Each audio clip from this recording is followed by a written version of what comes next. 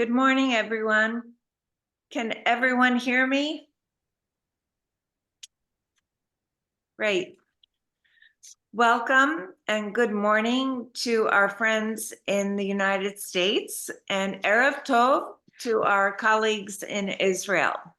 My name is Sharon Halprin, and I am the daughter of two Holocaust survivors. 14 years ago, I, together with Deborah Long, also a daughter of two survivors, began the Holocaust Speakers Bureau. Since then, we have visited many schools, organizations, libraries, houses of worship to speak to students and the community about the Shoah. We know that telling our stories is one of the most impactful ways to teach people about the Holocaust.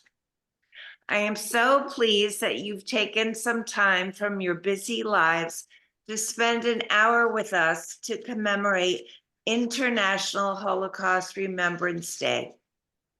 The day marks the anniversary to commemorate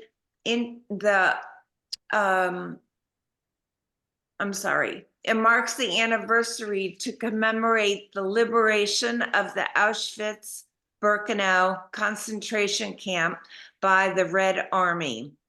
At a time when anti-Semitism and extremism are both on the rise, remembering the atrocities of the Holocaust and its victims, the genocide of 6 million Jews, 1 million of whom died in Auschwitz alone, and 5 million members of other groups, including disabled people, the Romani, homosexuals, and others, is vitally important. The mass murder of 11 million human beings, people with families, with dreams, with full lives that were cut brutally short, must not be forgotten. We must teach what can happen when anti-Semitism and hate are met with indifference.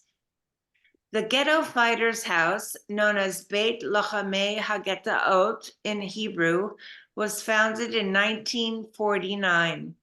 Among the founders were Holocaust survivors who fought in the ghetto undergrounds and partisan units.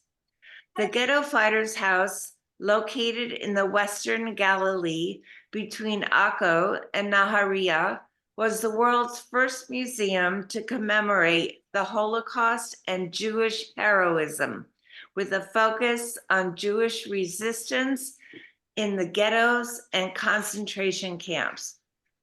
Before I introduce our Israeli guests, I will review some important points about Zoom. If you have a question or comment, please enter it in the Q&A box on the bottom of your screen. We'll try to answer all questions posed given time restraints. And if we don't get to your questions, I will forward them to our speakers and provide you with their replies. I hope everyone is muted. And if I see anyone that has difficulty doing it, I'll do it from my end. It's my pleasure now to introduce Ronit Lusky, Director of Development and International Partnerships, and Yaron Tzur, Director of Pedagogy. We will begin with Ronit, who will give us a brief overview of the Ghetto Fighters House. Thank you, Ronit and Yaron, for this fascinating glimpse of your museum. Thank you, Sharon, and thank you all for inviting us to your gathering for the International Holocaust Remembrance Day event. It is a great honor for us to be here with you. When we met a few minutes before this gathering, Sharon asked me if I know why there is a different date for International Holocaust Remembrance Day and for the Israeli Yom HaShoah Holocaust Remembrance Day, and why was April chosen And I said that we will definitely cover that, and the answer to this question actually sheds light on the role of our museum in Holocaust remembrance and Holocaust education. So the fact that Israel marks Yom HaShoah in April is directly connected to our museum. So I'll begin with a few words about the museum and then give you on the stage for most of the program to take you through one important gallery at the museum. So I heard that some of you have visited and yet chose to join us, and we're really happy. If you have any comments or things that come to mind and you remember as we speak, please share in the chat box. For those who don't know the museum, haven't visited the museum, the Ghetto Fighters House Museum is located in northern Israel, 10 kilometers from the northern border, between Akko and Nahariya. When you drive up north, you see on your right-hand side this building, the beautiful aqueduct, the main building of the museum here, and our children's museum. It is the world's first Holocaust museum, established in 1949, on the 6th anniversary of the Ghetto Warsaw Uprising. So the Ghetto Warsaw Uprising was on Passover night in April of 1943. 6 years later, on April of 1949, the museum and the kibbutz were established by Holocaust survivors, as Sharon said, some of whom were survivors of the Warsaw Ghetto Uprising. So they established their home and the museum on that day that commemorated 6 years after that event. Later, when the state of Israel was looking for a date for formal National Holocaust Remembrance Day, they took that exact day that the museum and kibbutz were established and made it into the formal Yom HaShoah in Israel. The museum is called the Ghetto Fighters House, but it's named after Yitzhak Katzenelson. So the full name is the Ghetto Fighters House, named after Yitzhak Katzenelson, which was an educator. Not only an educator, he was also a playwright and a poet. And he was kind of the legendary educator of those young people at the ghetto, later at the underground, at the uprising. And they decided to name it after him because they wanted to give some kind of a statement that education, although they have the word fighters in the name, key to everything they did was education. And here you can see a few photos of the day the museum was established at the top. At the bottom, 3 viewpoints of the museum. Here, the main building. Over here, our children's museum, a unique museum about children, for children, designed in an appropriate way for children's 11 years old and up, to go through the stories of children that survived the Holocaust, and it also commemorates the 1.5 million children that were murdered in the Holocaust. Here we have a nice view of our open air theater, where the annual assembly that formally closes the events of Yom HaShoah in Israel takes place. And very soon I'll show you a photo of that annual event. So these people that established the museum they were educators. Education was key to everything they did. And they wanted to tell the story way before people in Israel and Holocaust survivors told stories back 1949. And they wanted to focus on what you see on the screen, on telling their stories and conveying a message about the triumph of human spirit, about moral, humane choices, and about resistance in all its forms. And very soon, when we'll go into that, our virtual tour, we will talk about different types of resistance, not just armed rebellion, but also documentation, creating art, even disobeying orders. So these are the key elements that those founders again, of the kibbutz and the museum wanted to convey. And one of the founders, Antek Zuckerman, was a prominent figure at the youth movement in the ghetto. He played a role together with his wife, Sylvia Lubetkin, in the uprising. Sorry, and later founded the museum and the kibbutz. He said that the uprising itself, again, the uprising that later inspired the date for Yom HaShoah in Israel and till today, the uprising is not about the tactics, it's not about the strategy, it's not about the weapon, it's about the human spirit. He says, and I'll read the quote, "This isn't a subject for a study in a military school, neither the weapon, nor the operations, nor the tactics.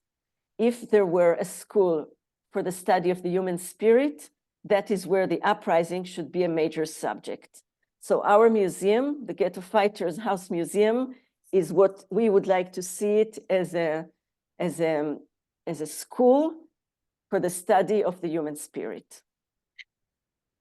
Here is a bird's eye view of the museum, beautiful landscape, and I hope it will encourage those who visited, but also those who haven't, to visit us on your next trip to Israel. And as I mentioned earlier, every year since 1949 till today, we formally close the Holocaust Yom HaShoah, the Holocaust Remembrance Day in Israel events. It takes place at the end of Yom HaShoah. This year will be May 6th. If you're in Israel, if you're planning to come on a mission on your own, consider joining us. This is how the stage looks like and the audience. It's a very touching event. This year, we will mark 75 years to the establishment of the museum in kibbutz. Last year, we marked 80th anniversary of the uprising.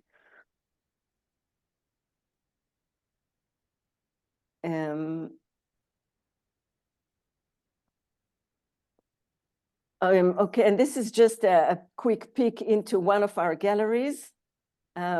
We like to say that our museum is different than other museums. It's not always about text on walls. There are some different ways to convey the messages, and this is one of them, an installation of letters that create names of communities that were destroyed during the Holocaust. And it's interesting because it takes a long time to create a name, and then 2 seconds for the name to disappear together with the memory. And then we ask our visitors, and next time we might have a tour of this gallery and others at the museum, we ask our visitors, how can you remember? Whose role it is to remember? Is it important to remember? And why it's important to remember? I'm not going too deep into this, just to give you a quick, a little bit of a taste of the museum and how we work through experiences rather than speak at you as you visit. I'll end, here's a quick look at our Yad Layeled Children's Museum. Even here on your right-hand side, you can see the students looking up. Even that gesture shows a little bit of the activities through which we convey the messages. They're looking up, analyzing what they see on the wall and then what they see on the floor. And the whole idea is to convey these messages through experience and dialogue. We have an international lecture series every month. Our upcoming session will be on February 18. The series we're delivering now on your right-hand side, you can see is about solidarity and civic responsibility in times of crisis. There is, of course, a good reason why we chose this topic for now.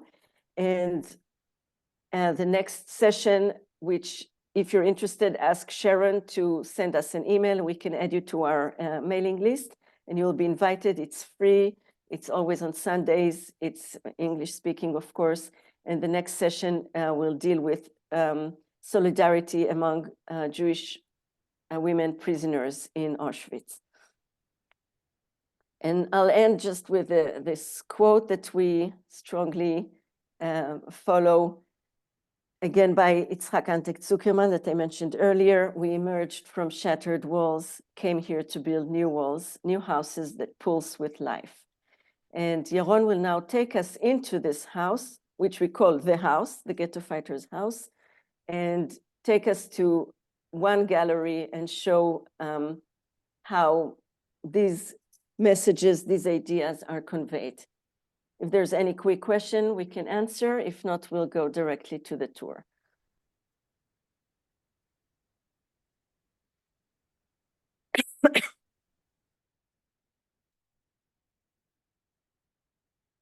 Okay, I think that I'll continue from here. And hello, everyone. And thank you, Ronit, for this introduction of who we are. And for the next 30 minutes, I'll take you to one of our core exhibitions, to a virtual tour in one of our core exhibitions called The Hall of Camps, which is an exhibition that deals with the German camps between 1933 and 1945, and how people at the time made an effort to tell the story and to document and to give witness to these camps that weren't supposed to be known about and were in top secret. So let me share my screen.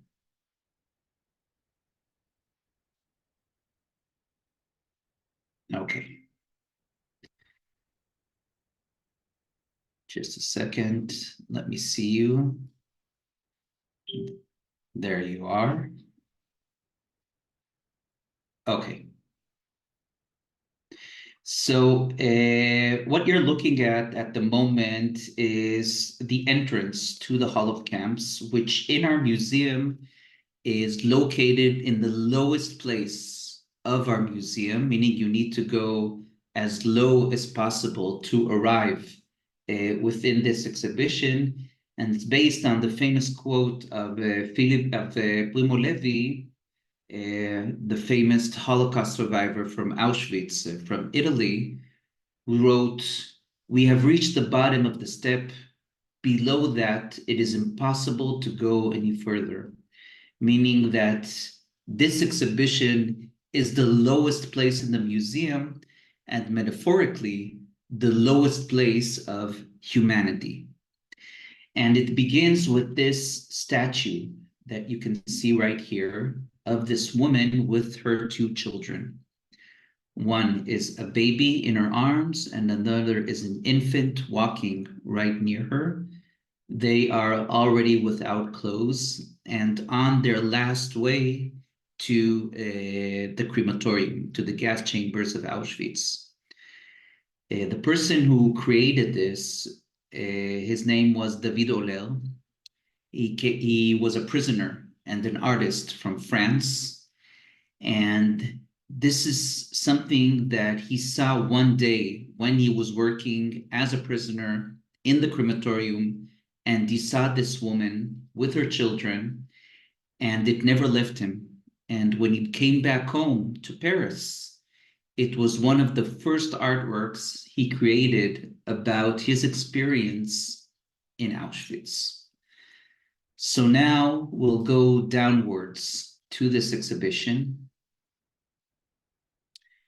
And I'd like to begin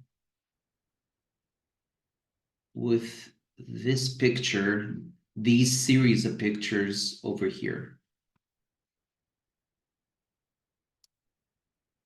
Now, what you're looking at the moment, notice the two pictures on the left.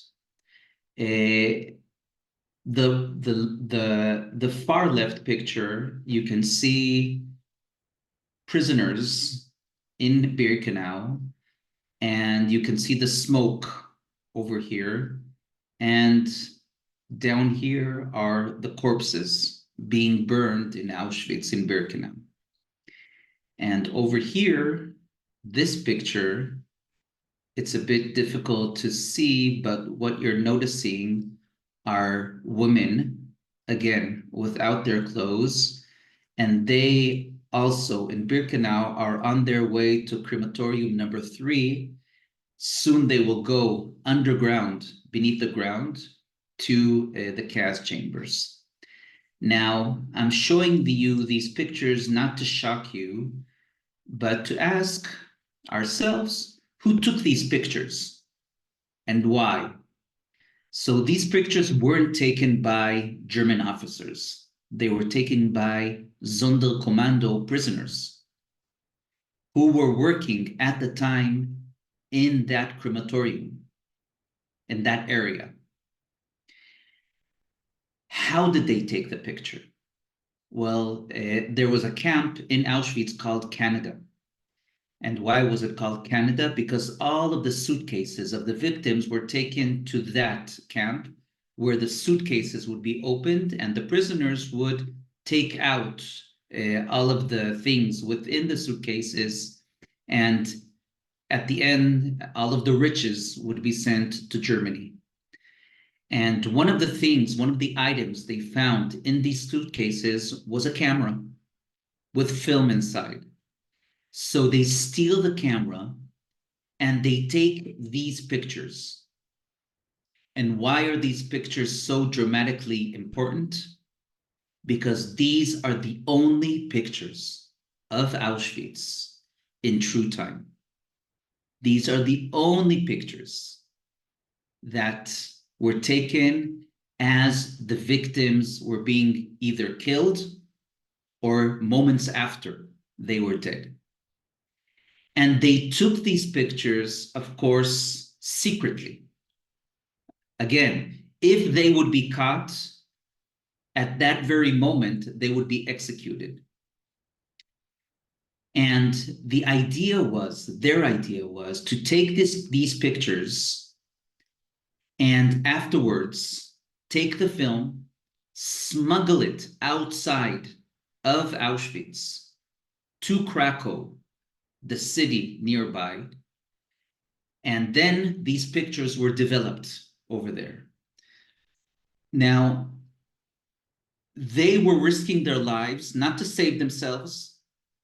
They were risking their lives not to escape, not to get more food. They were risking their lives to document what was going on in Auschwitz. And here we have the opening words of the curator of this exhibition, Bina Selatzur, and the connection to these pictures. The Hall of Camps focuses the viewer's point of view on an event that was intended to be without witnesses. No one was supposed to be left to testify, says Richard Glaser in Cloud Lanzmann film, focusing on the importance of testimony in an invisible event. No photography allowed, no entry signs were perched on the camp fences, a reality that cuts across the story. The assumption that no one will be able to imagine or believe haunted the witnesses. The heroic means of Jewish and Polish individuals to photograph and record what was happening is exemplary of man's stubborn struggle to convey a reality that is hard to imagine, and perhaps also about faith in man, because there are still those who will listen. So the idea of this exhibition is not only about the camps, it's also about witnessing and giving testimony to those horrific camps that were scattered all over Germany, Poland, Austria, and Czechoslovakia. So one of the first items you'll see when you go inside the Hall of Camps will be this model. This model was created by Yakov Vielnik, and it is a model of the death camp Treblinka. What you're looking at the moment is a very small camp. It's 400 on 600 yards, which would be an approximately a football stadium. Someone was talking about football or basketball before, I don't remember. And it's really small. It's actually tiny. Why is that? because you don't need it to be large, because there are no barracks for the prisoners. It's not like Auschwitz, where there's a selection, left, right, you to the life and you to the death. No. Everyone arriving at this camp will be exterminated. 99% of the people going out of the trains in 1 hour from that moment will be exterminated. And that's the reason it's a small camp. Its only function is extermination. And Yaakov Yernik, who was a prisoner in this camp, was also a carpenter. That's probably why he survived, because the Nazis needed his expertise. And he was actually forced to build many of the actual barracks in this actual camp that existed only for 1 year, from 1942 to 1943. In that year, my friends, 900,000 Jews were exterminated in this very small and tiny camp. And Yaakov writes his testimony in a book called A Year in Treblinka.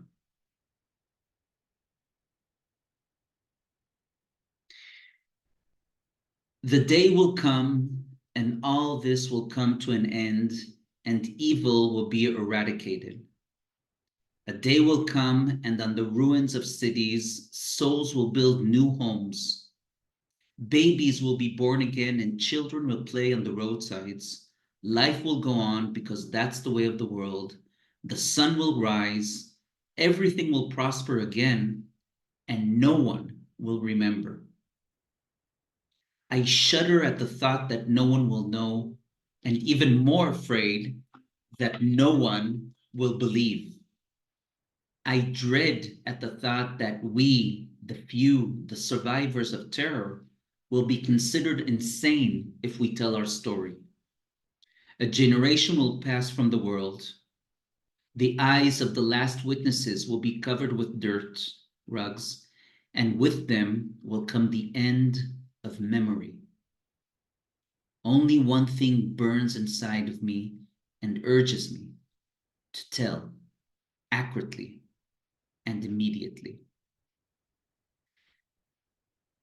So, what is Treblinka? Let's take a look.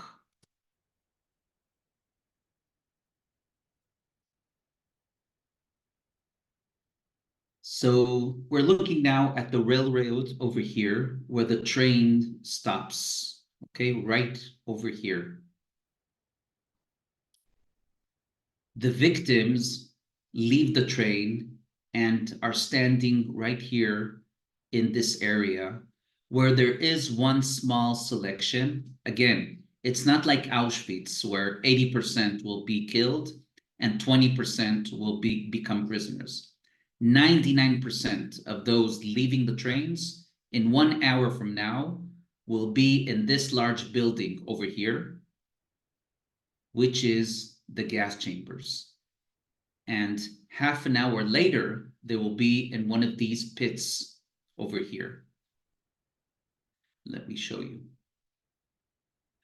This is the death area right over here.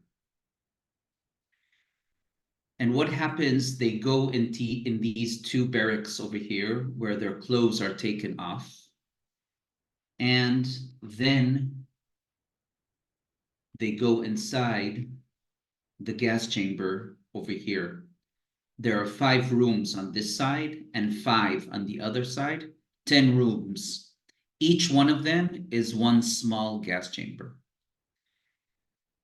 At the end of the barrack, at the end of the building, there's an engine and it's putting inside the gas. It's not Cyclone B like in Auschwitz. It's with actual gas. And 30 minutes later, the victims are taken out by prisoners, Sonderkommando, to one of these pits over here because there are no crematoriums inside this camp. Later on, when the Red Army will get closer to the camp and Germany will lose the war in 44-45, They will take out the corpses over here to these two iron places over here, and they will take out the bodies from the pits and burn them because they don't want to leave any evidence in the camp. Actually, Nazis will work a lot in burning evidence at the end of the war, all over Germany and the former Soviet Union. Over here in this area, these are the German barracks and the offices. These are the Ukrainian guards barracks over here. And these are the Jewish prisoners barracks. There are a couple of hundreds of them living in these two barracks. Those who know to read a little bit of Hebrew, it looks like the word chai. And like this camp, there were two other camps, three in total: Sobibor, Belzec, Treblinka. 3 camps, only extermination. And this was the largest and the lethal of these camps. Again, 900,000 victims in 1 year.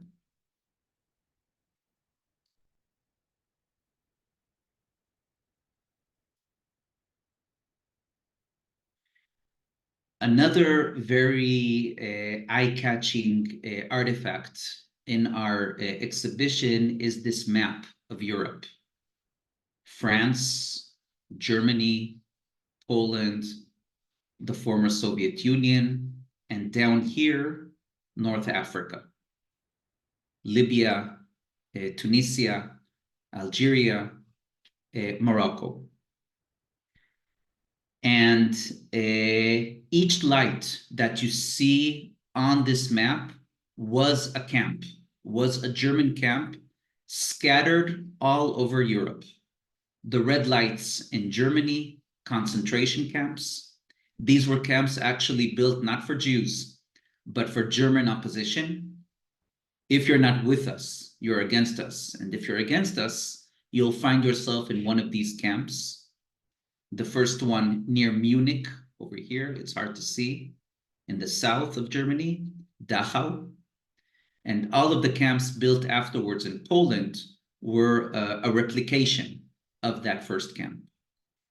The yellow lights in Poland, they were forced labor camps.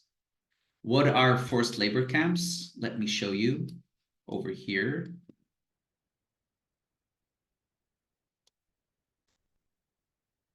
You see this?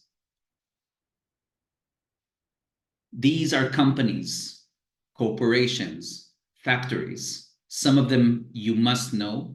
Some of them maybe you don't know. 90% of them exist today and are very successful, who had forced labor prisoners in their factories, which were located in those camps in Poland. You have BMW, Mercedes, Volkswagen, Kodak, Shell, Esso, Siemens. Again, I think that you know most of these companies. By the way, this is only the tip of the iceberg. These are the German factories. But I can show you, for example, how many other countries were part of this. I don't even know how to call it, you know. I've been a socialist all my life, and sometimes when I think about capitalism, I think about this picture. And I think, how far can you go when the only thing you have in mind is making money? You see this company over here? This, for example, is a connection to the United States, Diomag.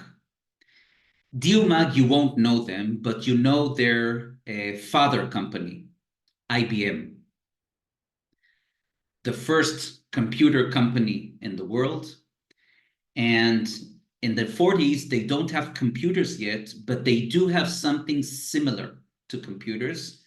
There's these I forgot how they call it, but it's almost a computer, but not yet. And one of these machines is in Auschwitz. And they're giving services to Auschwitz. But it's not coming from corporate IBM. So they create a sub-company in Germany called Diomag. By the way, if you go to the museum in Washington, in the entrance of the museum, you'll see one of those IBM machines in the entrance to the museum. So this is why we have these companies and we have forced labor camps. By the way, there's lots of connections to the United States during that time. Even take a company like Coca-Cola. There was, of course, an embargo of the United States against Germany. They weren't allowed to sell merchandise to Germany, to Nazi Germany. So what do? Coca-Cola creates a new company or a new sub-company called Fanta, which my children love. It's actually disgusting, but they love it. And it's a successful company to this day, you know, the orange Coca-Cola. So that they created that Fanta to sell merchandise to the Nazis. Okay, so yeah. I'd like to show you two more things. Over here,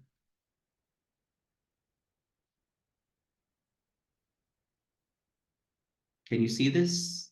I'll go a little bit closer. You can see that there are newspapers, right?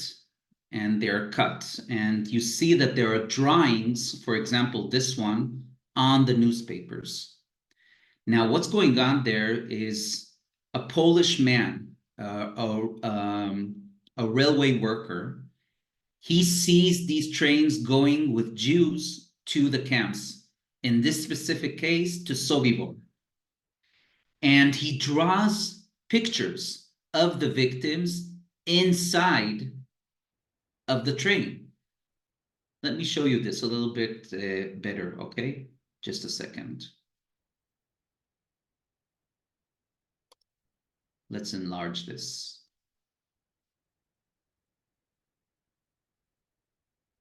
So this is the picture.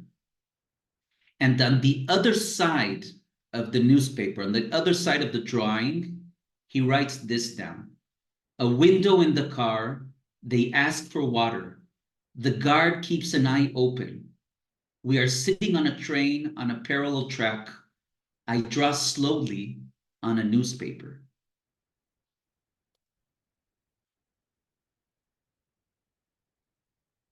Over here, again, you can see the barbed wire on the train, a face over here, another face over here inside the train. Transport at the Orusk station. A hole is broken in the window, wire mesh. They know. That's amazing to write down. They know. He knows. And he knows that they know where this train is going. And this is the only evidence existing today of Jews on their last ride to Sobibor because of this Polish man, Joseph Richter. And later on, the first curator of our museum, Miriam Novich, in her tour in Europe to find the first artifacts, she finds these newspapers.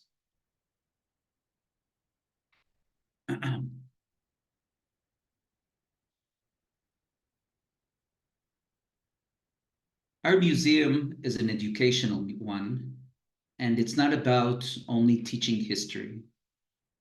When we go inside, we have 3 educational themes that our guides take with them every time they meet a group. One is memory. One is a warning sign from the past. And the last one is inspiration. So in the exhibition, we have these 2 sets of uniforms. On the right, of course, is a prisoner's uniform, and on the left, an SS uniform. By the way, going back to companies, this uniform of the SS was created by Hugo Boss, which I think that all of you know today, the perfume and clothes and so on. And the idea is to try to understand each and one of them. What does it mean to be a prisoner in a place, for example, like Auschwitz? Why is the prisoner with the back to us? He's with his back because he's being dehumanized. He's not a human in the full sense of being a human being, because that's what the Germans are doing to these prisoners inside the camp. And then the other side, we have the SS guard with very intimidating black uniform. And he is the dehumanizer. He's the perpetrator. And one of the questions we ask ourselves and our visitors are, who are the perpetrators? Are they ordinary human beings like me and like yourselves? Are they different from us? Are they normal people? Are they different? Are they unique? These are educational, very important questions. And I think that one of the last artifacts I'd like to show you is this one over here. Let's go a little bit closer. You could see in the glass, I don't know if you can see it, but you can see in the glass the model of Treblinka behind. It's kind of yellowish. And what you're looking at the moment are wooden scales from the camp, from one of the camps, from Blachhammer, which was a sub-camp of Auschwitz.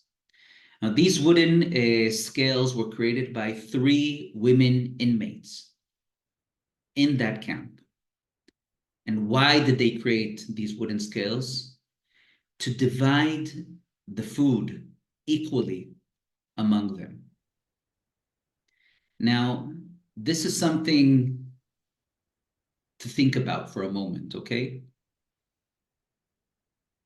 People, prisoners in camps, most of the times don't divide the food equally among them.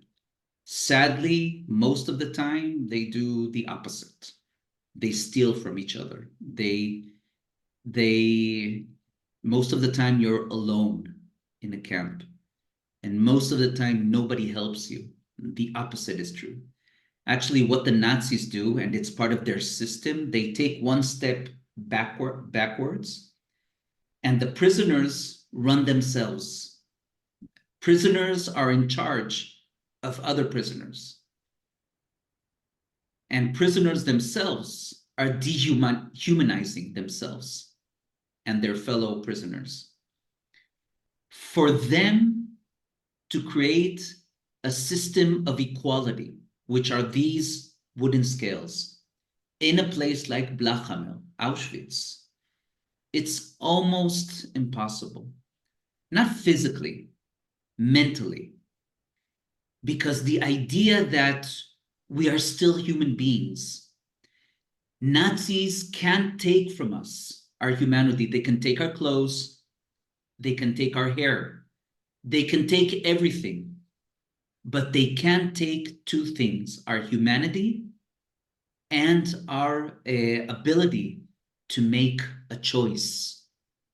Do we divide the food or do we steal from each other? They make a decision to divide the food. And this decision leaves their humanity with them. This is their struggle to stay human beings in a place like Auschwitz, which tries to take your humanity in each and every moment. In this matter, there are 2 famous quotes about life of prisoners in the camps. The one, Primo Levi, again, said, "The camp kills you twice.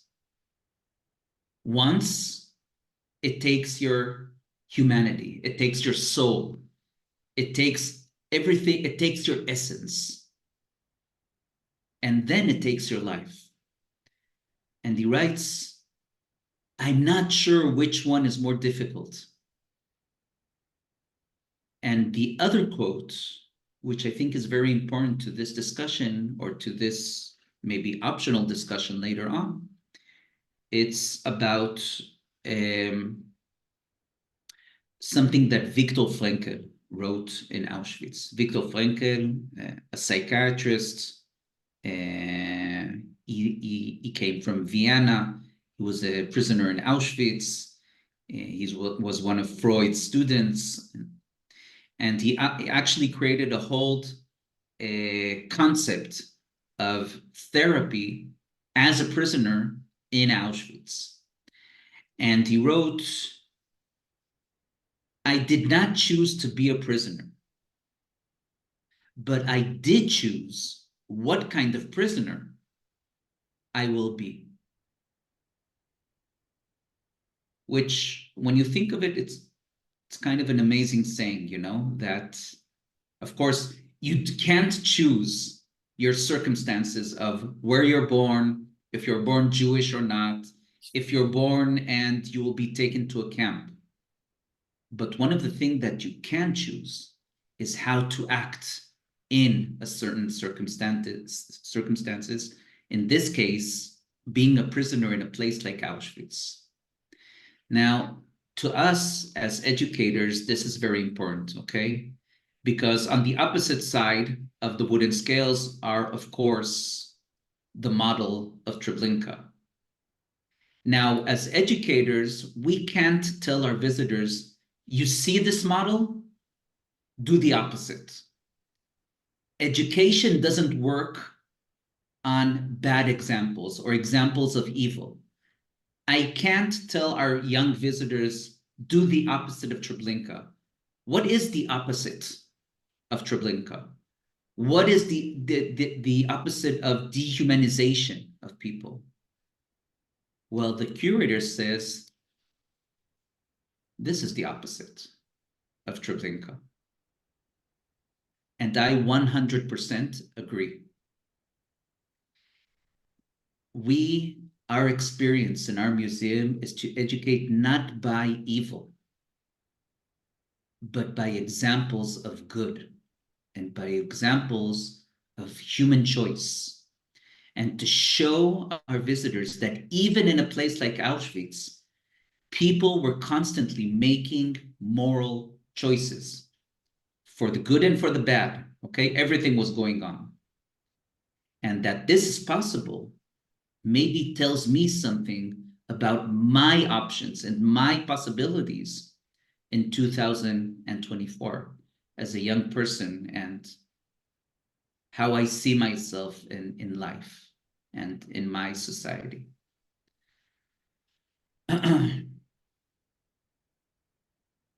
I think that I see questions in the chat, so maybe let's open them for. So one question is, how were we able to recreate the model of Treblinka? Okay, so about the model of Treblinka, we, of course, weren't able to create this. Only a Treblinka survivor was able to create this. Yaakov Yernik, the carpenter that I told you about, he created this model. I want to show you something, okay? Just a second. There's an uprising in Treblinka in 43. Just a second, yeah. And Viernik is one of the leaders of the uprising, and he's able to escape, and he goes back to his city, Warsaw. When he comes back to the city, one of the first things he does is to draw this sketch. This sketch is the first sketch of Treblinka. In 43, the Holocaust is still occurring. Jews are being exterminated. And he's already giving witness, documenting, testifying. This sketch is the base of this. Based on what he drew after he fled from Treblinka, later on he was asked by Itzhak Zuckerman and Tzivi Lubetkin, that Ronit told you about, the founders of the kibbutz and the museum, they asked of him to create this model of Treblinka. By the way, this model has been with us for the last 80 years, which is pretty amazing. What else? Yaron, maybe you'll show them the sculpture that Sharon wanted to see at the end with the bowl of soup. Of course. And then Sharon, we'll have a few minutes for questions. Okay. Just a second. This is Wait. actually the reason why Sharon wanted the tour, I believe, when she realized such a sculpture exists here in addition to the scale. Okay. So it may be a bit difficult to see because it's almost abstract, but it's not. This sculpture is called a woman sharing a bowl of soup. The bowl is over here. And these are 5 women, inmates, sharing the bowl of soup in Auschwitz. The sculpture, the woman who created the sculpture, the artist, Elsa Polak, was a Holocaust survivor from Auschwitz. And this is one of her memories. And it was actually one of her good memories from Auschwitz, when she remembered her fellow inmates, women prisoners in Auschwitz, sharing the soup together. There wasn't a lot of essence, energy, and calories in these soups. Okay, it's almost nothing. But this almost nothing, each woman taking a sip of that soup together, that I know, was part of their strength to survive in the camps, not by calories, but by solidarity, by sticking together, staying together, being there for one another. Today, there's lots of research about this. By the way, more of women's solidarity than men solidarity in the camps, and it's not too surprising, because women connect better than men. It's almost universal. And I think that in that matter, this beautiful sculpture, which is one of my favorite in the museum, it's also very much connected to the other artifact of the wooden scales, of being able to share your almost nothing food in a place like Auschwitz. Who else? Anything else you'd like to ask about the exhibition, the museum, the artifacts? Anything you have in mind? Be my guests. We have a question from Steve. He writes, I presume most of the groups that visit the museum are from Israel. What are some of the other countries that make up the most visitors? I'd probably say Europe and the United States, most of them being teenagers, students, from Birthright, and of course, teachers who arrive in our museum. Again, in the past years, between COVID and the October War, it's not easy, to say the least. Actually, we created this virtual tour during COVID in order to reach out to our visitors who couldn't physically arrive in our museum. And we actually feel that it did a lot for us in terms of reaching out both in Israel and outside of Israel to other countries. We have a question about the high shape of the Jewish barracks. And About of course, the the the shape of high, which of course wasn't there at the time, but maybe you want to explain why it's here in the model. So, Vielnik, you can say, took a little bit of artistic freedom, and also in terms of metaphorically speaking, the barracks of the Jews did not actually look like the Hebrew word chai, alive. There was actually one. These two barracks were connected together. He made a decision later on in creating this model as both a metaphor, but also in terms of symbolism, to say something for those who didn't survive Treblinka, and for those who did survive. The Israeli word chai is a very powerful word, and symbolically and so on. So that's why he created the chai in the camp.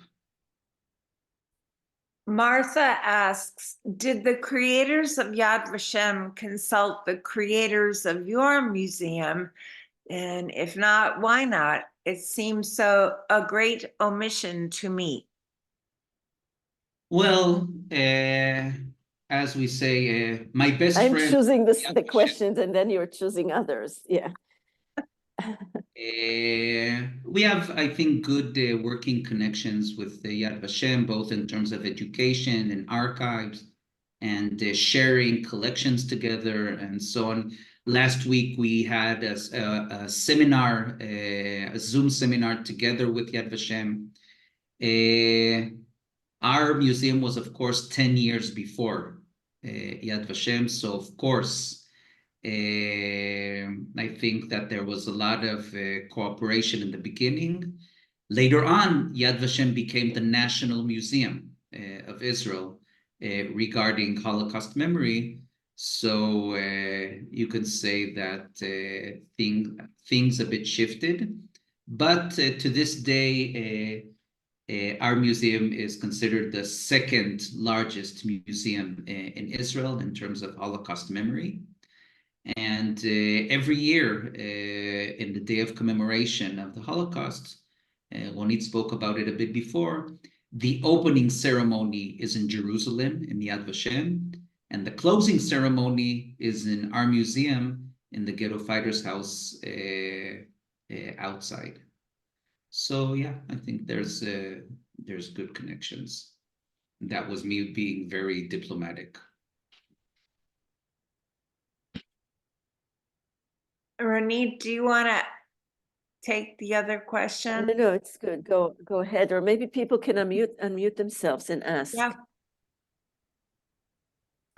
But the question is Treblinka considered the most deadly in terms of the numbers that were killed there? The fact that it was not that. Statistically, because Treblinka existed only for 1 year, all of these, there were 6 camps, okay? 6 extermination camps.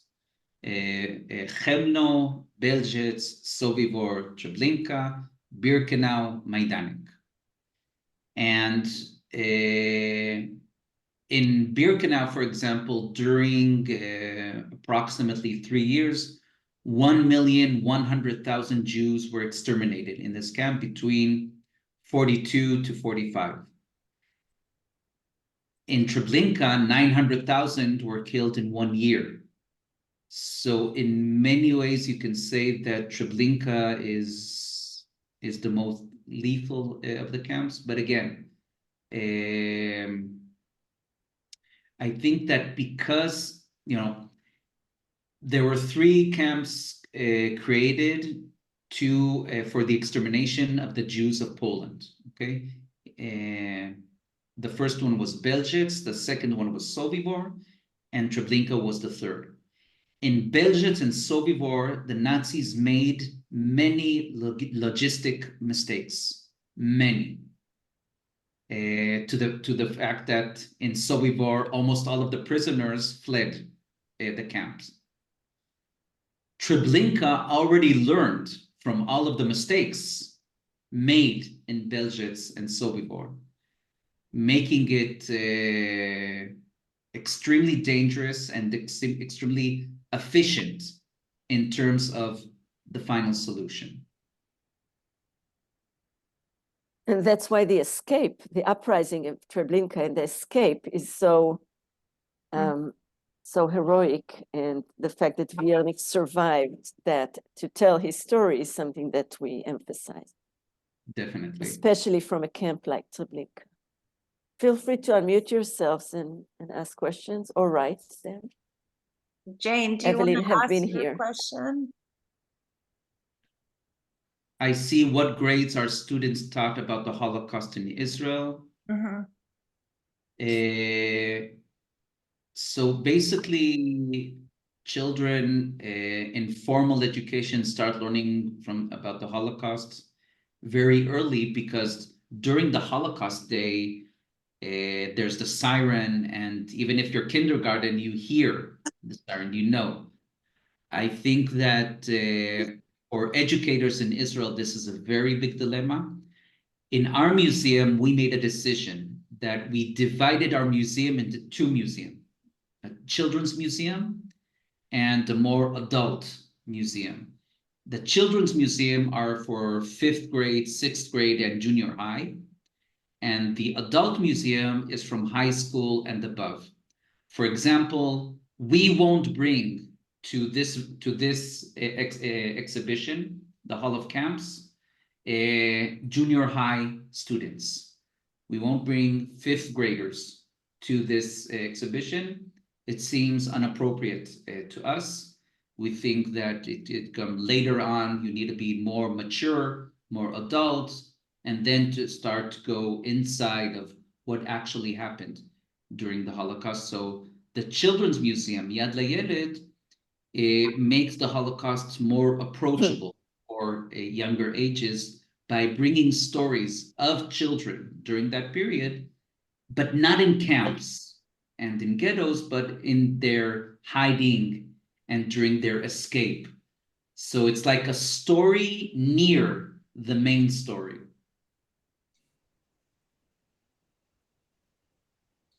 Okay.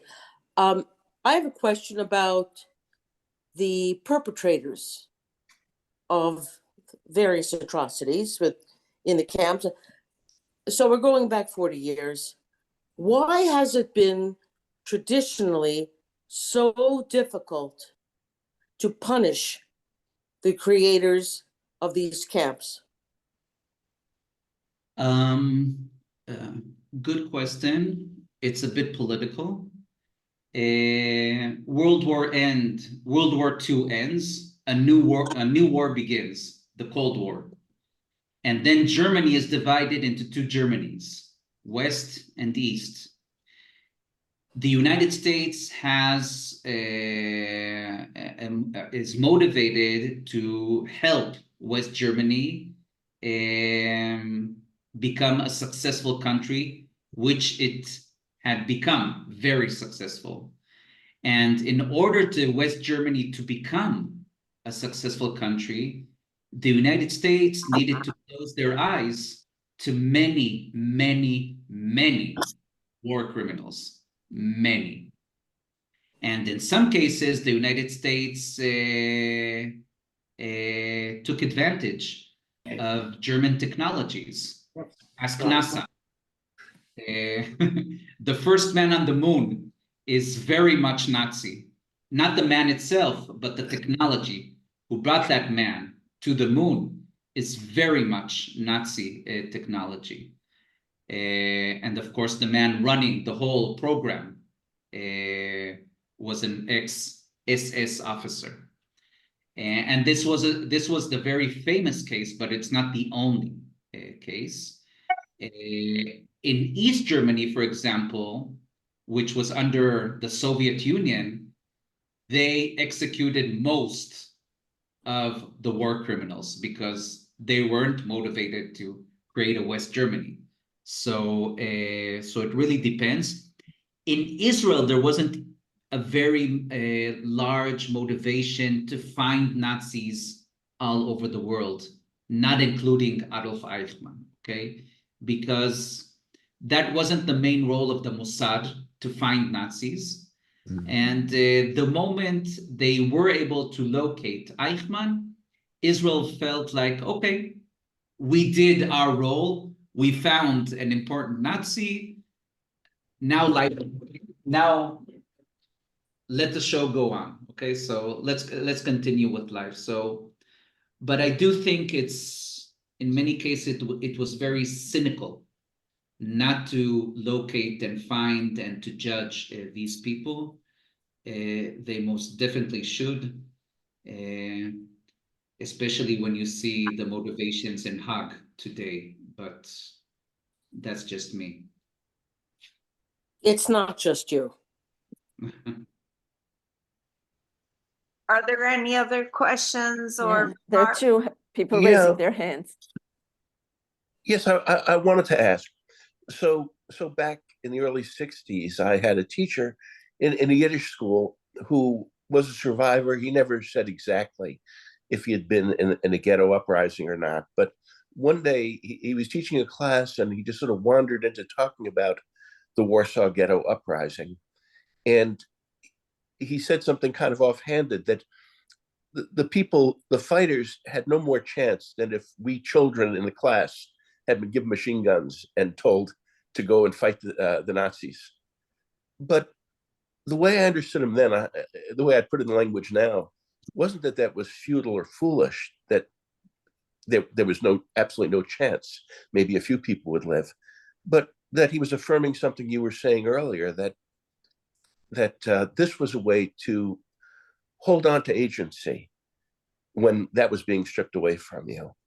And I don't know if that's close to the theme of your museum, or you would see it differently. I don't 100% disagree with your teacher, but and there's a big but here. I think that Nazis had a habit that their lives were very easy when it came to the final solution. In terms of they didn't find opposition. And this is not me, judging people from that period, but those who did take part in the uprising, they did have things to say about how Jews were reacting to the Nazis. And they said, if the Nazis want to come and take us, let's make their lives a living hell. And that's what they did. They sent to Warsaw, the Warsaw Uprising happened in 2 different months, in January of 43 and April of 43. In January, when the Nazis come inside the ghetto, they send a very small unit because they never needed too many soldiers, because they had Jewish collaborators bringing the Jews to the Umschlagplatz, to the place where the Jews were taken from the square in the ghetto to the trains to Treblinka. And then there's a first uprising. And then they come 3 months later in April, and suddenly they arrive with a division. Now, this division that they brought to the Warsaw Ghetto, it's not soldiers that they have, okay, it's not easy for them to take all of these soldiers. They're all in Russia, in Ukraine, in the Soviet Union. They need to take soldiers from elsewhere. This was a very difficult problem for them. Heinrich Himmler, the head of the SS, said, after the first uprising in January, now we know how dangerous the Jews are. What a kind thing to say. And I think that that was the aim of the uprising. They knew 100% they're not going to win the most strongest army in the world at the time. You know, when the Americans are starting to enlist soldiers at the end of 41 after Hawaii, they almost don't have an army. They're nothing near Germany. They're nothing near the Soviet Union. It will take them 2-3 years to create a successful army. So I think that for them, this uprising was about the human spirit. And I think that in that matter, it was an amazing success. Yes, thank you. Ed, do you want to ask your question? Thank you. Can you see my screen? Yep. Yes, I can. These are discs which were found in museums, Holocaust museums in South Africa, Europe, and one case in New York. There appear to be some sort of coat check given to persuade people to enter the gas chambers, thinking they were going to get their clothes back. Yeah, I know what they are. Our laboratory has analyzed all of these, and they're all full of human protein, as if they were manufactured out of a mixture of clay and human protein, perhaps from ground up bone. Do you have any of these? And have you have any insight for us as to why the Germans were using human bone aggregate to manufacture them? No, I know what they're for. It's an illusion. When people, for example, the gas chambers in Birkenau are 2 different rooms. In one room, their clothes are taken off, and the other room is the gas chambers. Now, when they go inside the first room and they take their clothes off, they're given this or something like this with the number. And the Sonderkommando or the guards are telling them, remember this for afterwards, when you come back from the shower, you will know where your clothes are. So this is creating an illusion that they're going to take a shower and then they're going back to the place where they took off their clothes, and they'll give, like, how do you call the place where you leave your coats and when you go into a restaurant? I forgot. Coat Yes. check room. In English, we call them coat Coat checks. Yeah, so you always get a number, right? For the person for you to know where to bring back your coat. This was the same thing.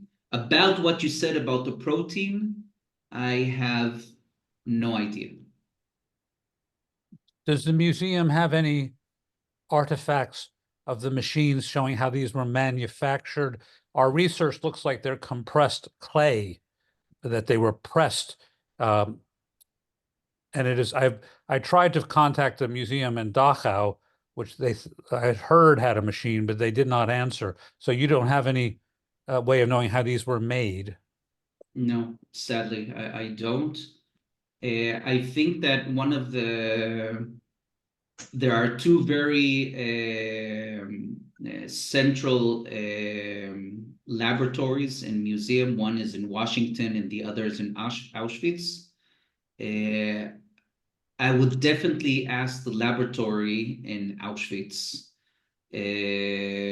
which is one of the best and very friendly in terms of helping out. Thank you. You're welcome.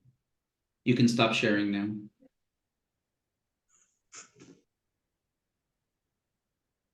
Anyone else? If no one else has any questions, we will conclude. Every year in the United States, a theme is established for International Holocaust Remembrance Day.